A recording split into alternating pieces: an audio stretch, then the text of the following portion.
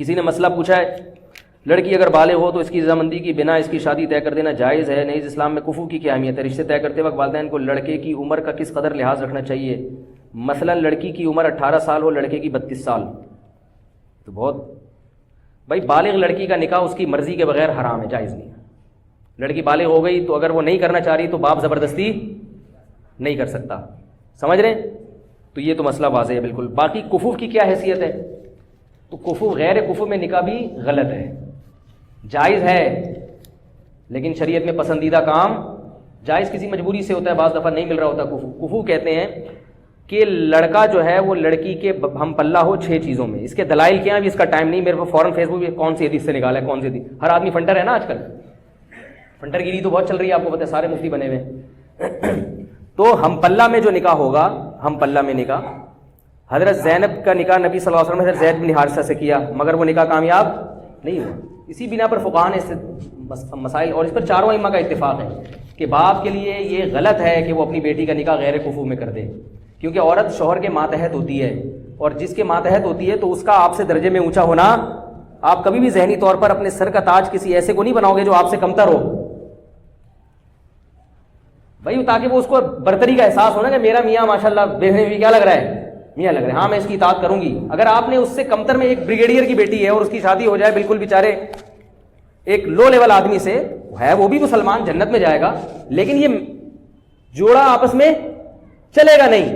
یہ اسلام دین فطرت ہے نا، وہی بات کرے گا جو ایک فطرت کے موافق ہو، جوڑا چلے گا نہیں آپس میں۔ تو فقہاء نے 6 چیزیں بیان کی ہیں کہ ان 6 چیزوں میں آپ کو جوڑ دیکھنا پڑے گا۔ مرد کے لیے نہیں ہے یہ، مرد تو اپنے سے کمتر میں نکاح کرے، الٹا ہو رہا ہے معاملہ، لڑکا دیکھ رہا ہے کہ لڑکی میں یہ 6 چیزیں ہیں یا نہیں ہیں۔ بھائی آپ کو تو اجازت دی ہے کہ آپ کمتر سے بھی کر سکتے ہیں۔ لڑکی کو کہا ہے کہ جب اس کی شادی ہوگی تو بندہ اس کے پیرالل ہونا چاہیے یا اس سے اونچا ہونا چاہیے۔ جب بندہ اونچا ہوگا تو عورت مرتبے میں مرد سے کم درجے کی ہوگی کہ نہیں ہوگی؟ پھر نکاح کامیاب چلے گا، کیونکہ مرد کا جب اونچا مقام ہے تو پھر ہونا چاہیے نا اس کا اونچا مقام۔ تو اب اس میں 6 چیزیں ہیں، اس میں ایک خاندان ہے، نسب بھی دیکھا جاتا ہے اس میں، کیونکہ جو کوالٹیز ہیں نا وہ خاندانوں سے آتی ہیں۔ یہ جو لوگ کہتے ہیں نا خاندان کچھ نہیں ہوتا ہے، میں یہ نہیں کہہ رہا غیر خاندان میں نہ کریں، غیر خاندان میں تو بالکل کرنی چاہیے شادی اگر جوڑ کا رشتہ مل رہا ہے، کمتر خاندان میں نہ کریں۔ کمتر کا مطلب کیا ہوتا ہے؟ بعض خاندان حرکتوں میں مشہور ہوتے ہیں، نیچ حرکتوں کی وجہ سے۔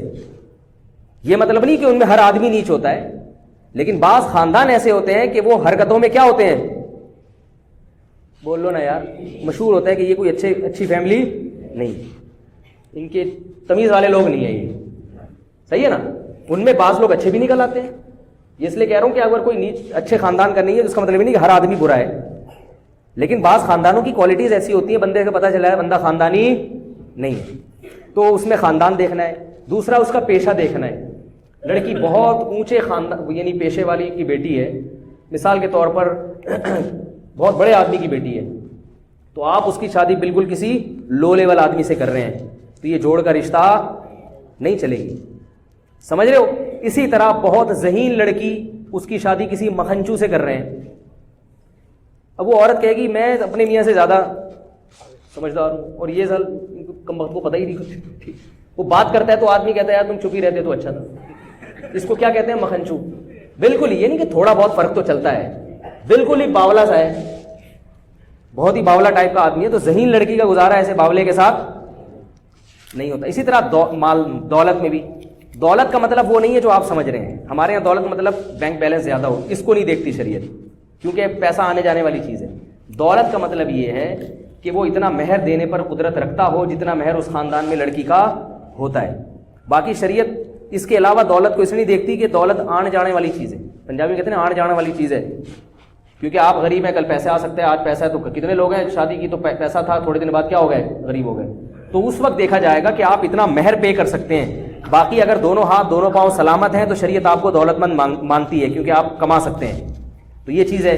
اور اسلام دیکھا جاتا ہے، اسی طرح دینداری دیکھی جاتی ہے۔ دینداری کا مطلب کہ اگر لڑکی دیندار ہے اور لڑکا کسی کبیرہ علانیہ گناہ میں مبتلا ہے تو وہ بھی اس لڑکی کے جوڑ کا نہیں ہے، کیونکہ یہ میچنگ کی شادی لڑکا تو عیسائی لڑکی سے بھی کر سکتا ہے کیونکہ وہ کمتر ہے نا، ماتحت ہوگی اس کے، لیکن لڑکی کا نکاح کے لیے دیکھنا پڑے گا کہ لڑکی اگر دیندار ہے، پردے دار ہے، تو آپ اس کی شادی کسی شرابی کبابی سے، بے دین آدمی سے نہیں کر سکتے، غلط ہو جائے گا یہ. شریعت آپ سے پوچھے گی، اللہ آپ سے قیامت کے دن سوال کرے گا کہ تمہاری بیٹی اتنی حیادار تھی، اس کو کسی ایسے آدمی کو تم نے کیوں پکڑا دی. سمجھ رہے؟ اور ایک اور چیز ہے فقہاء نے بیان کی ہے کہ علم جس عورت کے پاس ہے، عالمہ ہے، علم دین ہے مضبوط، ہر بنات المدارس سے نکلنے والی بچیاں عالمہ نہیں ہوتی ہیں، پہلے یہ دیکھیں، مضبوط علم دین ہے تو پھر غیر عالم اس کا کفو نہیں آ رہی بات. اگر کسی لڑکی کے پاس علم دین ہے مضبوط، بنات کے جو مدارس سے لڑکیاں نکل رہی ہیں نا، وہ سب کے پاس مضبوط علم نہیں ہوتا، لیکن اگر کوئی لڑکی واقعی ذی استعداد ہے، اچھی عالمہ ہے، تو اس کو غیر عالم سے اگر نکاح کریں گے تو یہ بھی کیا ہوگا؟ کفو. کیونکہ علم دین کی وجہ سے ایک برتری کا احساس پیدا ہوتا ہے. انسان کو پتا ہے مجھے شریعت معلوم ہے، بیوی کو پتا ہوگا کہ میں شریعت جانتی ہوں اور شوہر کیا ہے؟ فارغ ہے. بے شک دوسرے شعبوں میں ماہر ہے مگر اس فیلڈ میں فارغ ہے. تو وہ پھر کیا ہو جائے گا؟ ابھی جو عمران خان نکاح کر رہے ہیں وہ روحانی پیشوا ہیں، ان کی سنا ہے وہ کیا ہے. تو مجھے لگ رہا ہے عمران خان کہیں ایسا نہ ہو تیسری دفعہ بھی کیا ہو، تیسری دفعہ بھی پھر لوگ کہیں گے یار آپ اس معاملے میں عمران خان کا دفاع کر رہے ہیں، وہ تو طلاقوں پہ طلاقیں دیے جا رہے ہیں. تو عمران خان سے میں کہوں گا کہ اس سے اصلاحی تعلق پہلے ختم کریں، بولیں آج سے آپ میری پیر صاحبہ نہیں ہیں، اس کے بعد اس کو بیوی بنائیں، آج سے میں تمہارا پیر ہوں. دم کون کرے گا؟ تو اپنی بیگم سے کہے کہ اگر تم پہ جن چڑیل بھوت آیا یا محل تو دم کون کرے گا؟ ہم کرے گا، یا مولانا فضل الرحمان صاحب سے کروا لیں گے.